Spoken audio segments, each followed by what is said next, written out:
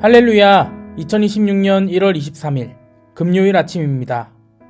성도들에게 찾아가는 말씀, 오늘은 사무엘상 11장의 말씀을 함께 묵상합니다.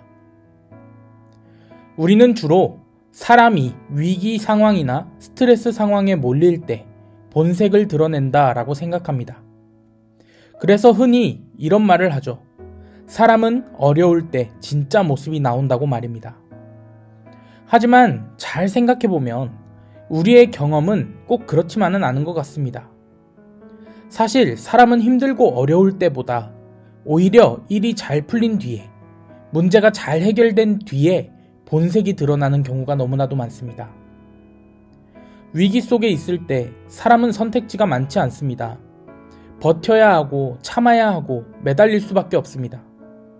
그러나 상황이 정리되고 한숨 돌릴 수 있는 여유가 생기면 이야기가 달라집니다. 그때부터 사람은 다시 선택할 수 있게 됩니다. 무엇을 말할지, 누구를 평가할지, 무엇을 기억하고 무엇을 잊을지를 선택하게 됩니다. 바로 그 선택의 순간에 그 사람이 무엇을 믿고 살아왔는지가 드러납니다. 우리는 살아오면서 수없이 많은 위기를 겪었습니다. 그때마다 우리는 하나님께 기도하며 간구했을 것입니다. 도와달라고, 구해달라고, 해결해달라고 하면서 말입니다. 그런데 그 문제들이 모두 해결되고 한숨 돌릴 수 있는 상황이 되면 어떻습니까? 해결됐으니 그냥 끝. 그저 삶 가운데 벌어진 하나의 해프닝처럼 정리해버리곤 합니다. 감사는 잠깐이고 다시 일상으로, 본색으로 돌아가게 됩니다. 한번 우리의 지난 날들을 잘 생각해 보세요. 그렇지 않습니까? 이런 의미에서 보면 구원 앞에서도 우리는 크게 다르지 않은 것 같습니다.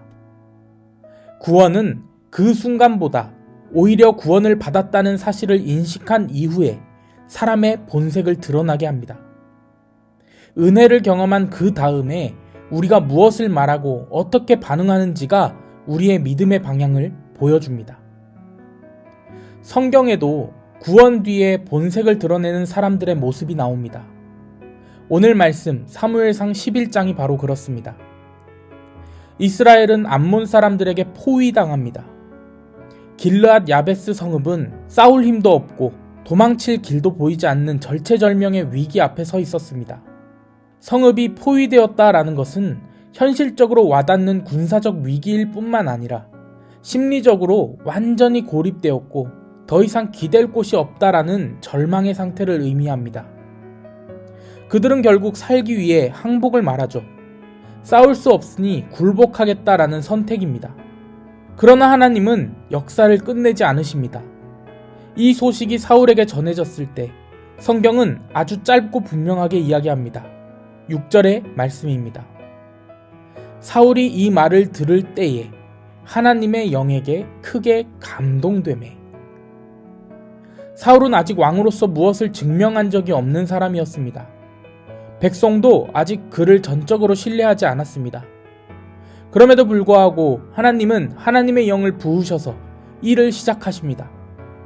결국 이스라엘은 분명한 승리를 경험합니다. 하나님께서 그들의 부르짖음에 응답하신 것입니다. 여기까지 보면 이 이야기는 우리가 익히 잘 알고 있는 구원의 이야기처럼 보입니다. 위기 속에서 하나님이 개입하시고 문제가 해결되고 백성이 살아남는 그런 스토리 말입니다. 하지만 오늘 말씀은 여기서 이야기를 마치지 않습니다. 구원 그 이후에 사람들이 무엇을 말했는지 그들의 본색을 더욱더 조명하고 있습니다. 사람들은 구원 이후에 이렇게 이야기합니다. 12절 말씀입니다. 백성이 사무엘에게 이르되 사울이 어찌 우리를 다스리겠느냐 한 자가 누구니이까? 그들을 끌어내소서 우리가 죽이겠나이다.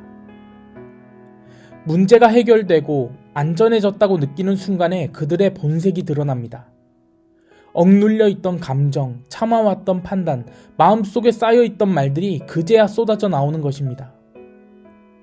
저는 이 말씀을 읽고 마음이 불편했습니다.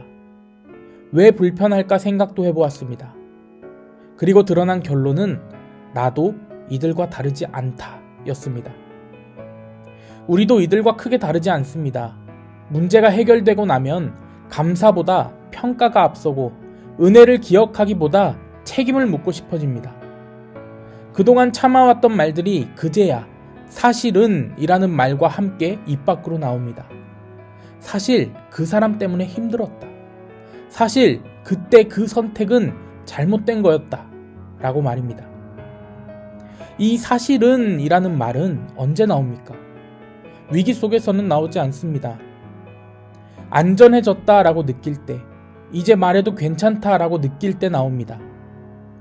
구원은 분명 하나님께서 주신 은혜였지만 그 은혜를 받아든 우리의 마음은 여전히 시험대 위에 서 있다라는 사실을 우리는 꼭 기억해야 합니다. 이어서 사울은 이렇게 말합니다. 사울이 이르되 이 날에는 사람을 죽이지 못하리니 여호와께서 오늘 이스라엘 중에 구원을 베푸셨음이니라. 정치적으로 보면 복수를 허락하는 편이 훨씬 유리했을 것입니다. 백성의 분노를 이용해서 자신의 입지를 굳힐 수도 있었기 때문입니다. 그러나 사울은 분명하게 말합니다. 이 구원은 사람을 가려내고 제거하라고 주신 것이 아니라 하나님이 하신 일을 기억하라고 주신 구원이라고 말입니다. 만약 이 순간에 복수가 허용되었다면 이 구원은 사람의 의를 세우는 도구로 변질되었을 것입니다.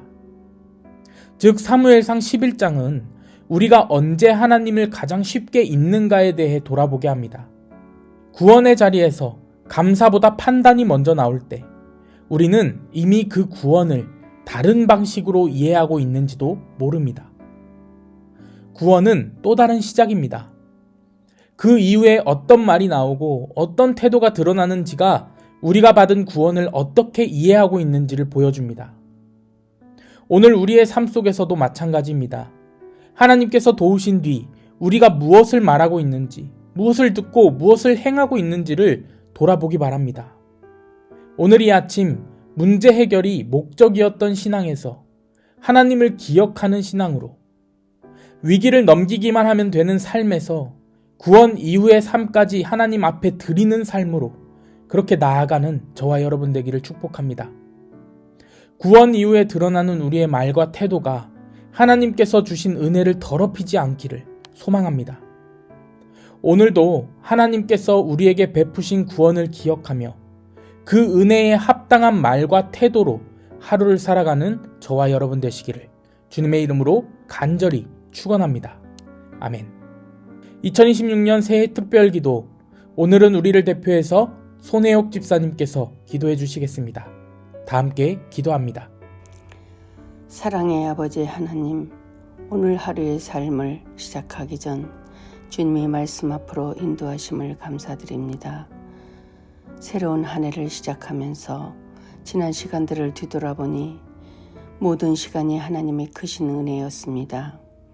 올 한 해도 아버지의 온전하신 뜻 안에서 저희 교회의 모든 성도님들에게 맡겨주신 사명을 잘 감당케 하시고 악한 말과 비판은 그치고 긍휼한 마음으로 섬기며 서로 사랑하며 예수님의 이름으로 구하고 기도할 때 아버지의 온전하신 뜻 안에서 주와 동행하는 하루하루가 되게 성령님 인도하여 주옵소서.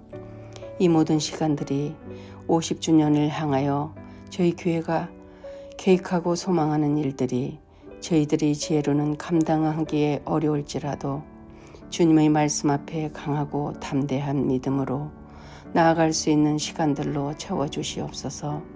날마다 두 분의 목사님의 말씀을 통하여 저희들의 삶이 변화되어 새 믿음으로 새 사람이 되길 기도합니다. 이 모든 말씀 우리 주 예수 그리스도의 이름 의지하여 기도드렸습니다. 아멘.